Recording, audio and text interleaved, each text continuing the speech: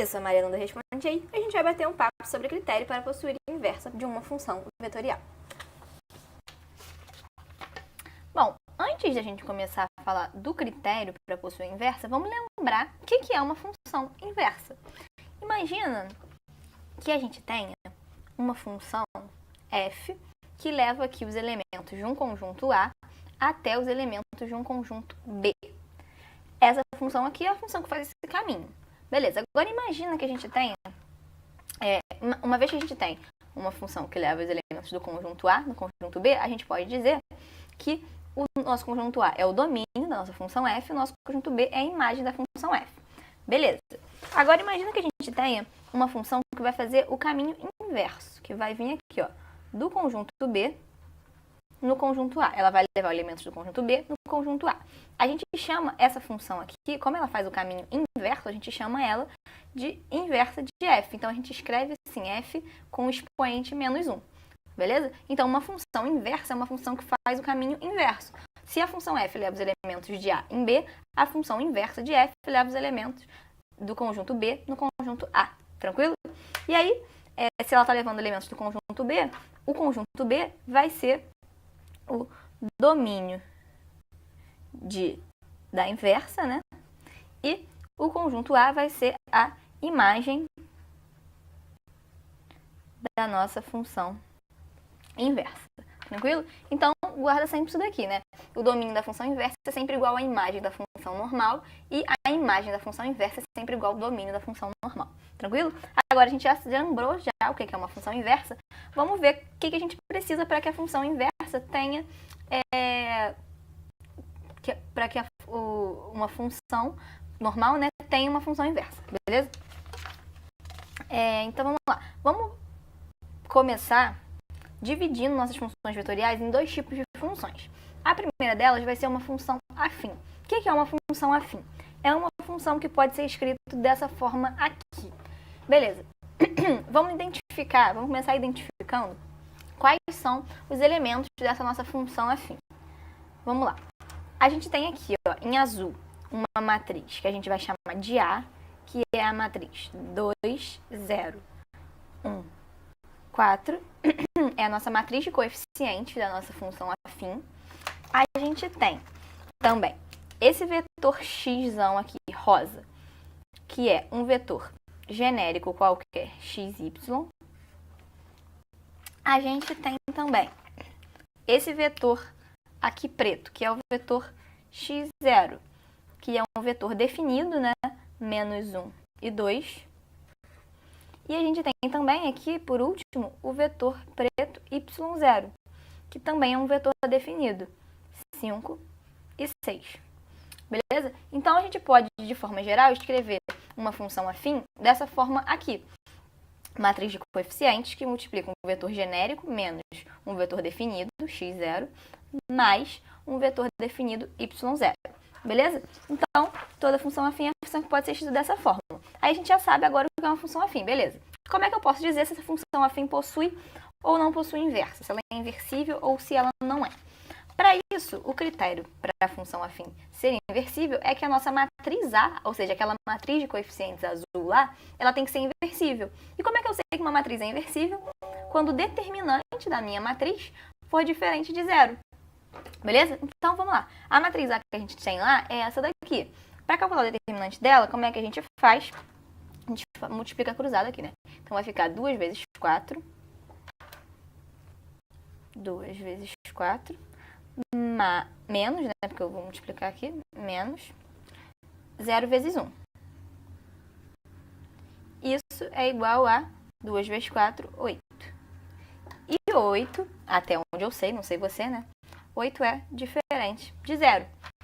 Então, beleza. Se o determinante deu diferente de 0, a nossa matriz A é inversível. Se a nossa matriz A é inversível, então a nossa função afim também é inversível.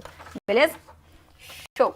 Agora vamos falar do outro tipo de função vetorial, que é uma função vetorial de várias variáveis. O que é uma função vetorial de várias variáveis? É essa função aqui. Beleza? Uma função desse tipo aqui. E aí, como é que eu sei que ela pode possuir inversa no ponto perto do ponto 1, 1 e 1. Como é que eu sei isso? Para isso, eu preciso calcular a matriz jacobiana de f. O que é matriz jacobiana mesmo? É aquela matriz onde, na mesma linha, a gente tem as derivadas parciais da mesma função e na mesma coluna, a gente tem as derivadas parciais em relação à mesma variável, beleza? Então, matriz jacobiana é aquela matriz de derivadas da nossa função vetorial. Então, vamos calcular aí a matriz de derivadas da função vetorial. Derivada parcial da primeira componente em relação a x vai dar 1. Em relação a y vai dar 0, porque não tem y ali. Em relação a z também vai dar 0, porque não tem z. Beleza. Agora, a derivada parcial de f2 em relação a x vai dar 0. Em relação a y vai dar 1. Em relação a z vai dar 1 também. E agora, então, derivada parcial de f3, que é essa daqui, em relação a x e y, z. Em relação a x é 0, não tem x. Em relação a y, 0 também, não tem y. Em relação a z vai ser 1. Beleza? Então, essa daqui é a nossa matriz jacobiana. E aí, agora, a gente quer saber se ela é inversível perto do ponto 1, 1, 1. Então, a gente precisa substituir essa matriz jacobiana nesse ponto 1, 1, 1. Acontece que, nesse caso, nossa matriz ela é de constantes. Então, não faz diferença substituir nesse ponto, porque vai dar a mesma coisa. Então, nossa matriz jacobiana no ponto 1, 1, 1 é exatamente a mesma quando estava num ponto qualquer, beleza? Show! Aí, agora, qual é o critério para essa função vetorial lá que eu acabei de mostrar possuir inversa? O critério é que a nossa matriz jacobiana no ponto onde a gente quer saber se tem inversa tem que ser inversível.